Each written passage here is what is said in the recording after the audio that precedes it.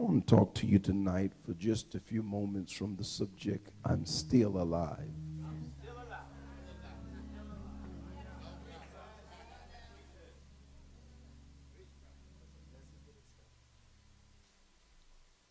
What a season of uncertainty.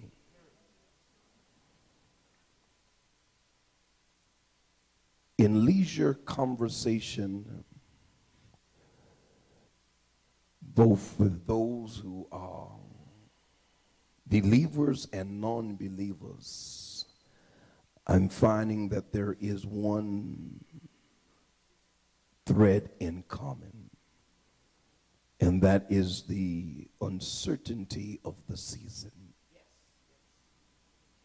Our nation has declared, its economists, that we are in a state of recovery.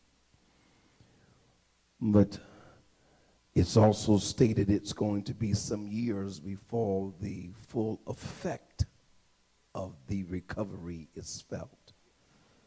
So there are those who are still losing, and then there are those who are still uncertain of what the near and far future holds for them. And then there is a debate presently to compound the moment of the spiritual implications of a nation's tragedy. Is it the signs of the end of the times?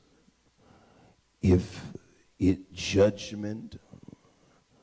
But what we can say certainly is that the earthquake has left families devastated.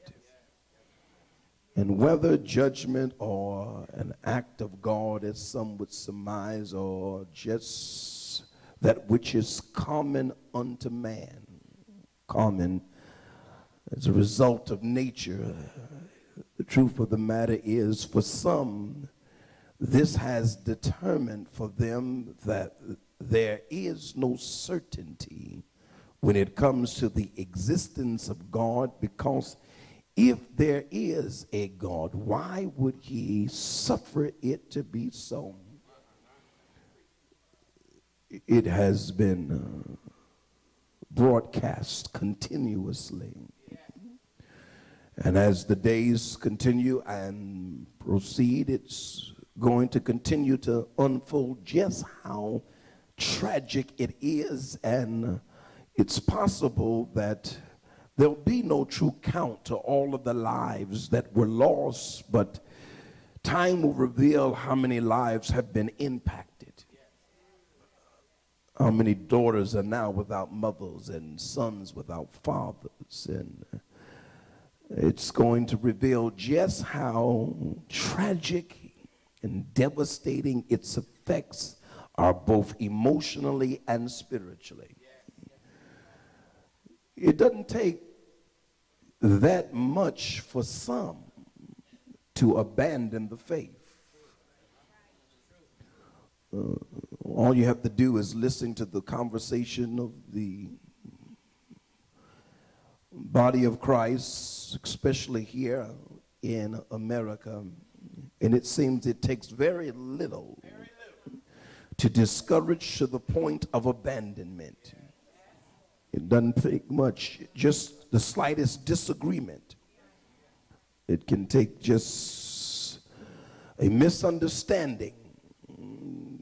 It could take an accidental bump, or at worst, the underlying spirit of competitiveness. Because unfortunately, we live in a time in which, unfortunately, there is a lack of understanding of our need of partnership and a value to each one's ability to contribute to this global responsibility of evangelism. It doesn't take much and all I have to do is just, you know, you do it differently. It's perceived as you're attempting to outdo me, or you think that you're better than me. And before you know it, you have a mess on your hands.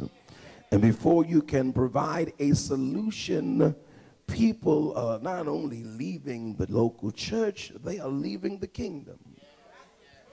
Blaming the church or blaming the church folk and suggesting hypocrisy. I see it at best as a lack of maturity and a lack of understanding. It has more to do with a lack of maturity. It's imperfection at its best. Not understanding that Satan lurks in the shadows of our activities, looking to exploit a misunderstanding, looking to exploit a weakness, looking to take advantage, to extinguish not only the flames of fire that have burned so distinguishedly in our praise this evening, but to dim the light of Christ that should be illuminating from the heart of every man, woman, boy, and girl. We should be an illuminating body. This community, the community in which I reside and pastor, should be an illuminating body. It should be a place where hope is found. Is there witness? I tell you, if we were most sincere about our calling, we would be sought out by those who are suffering because of the devastating effects of this tragedy in Haiti.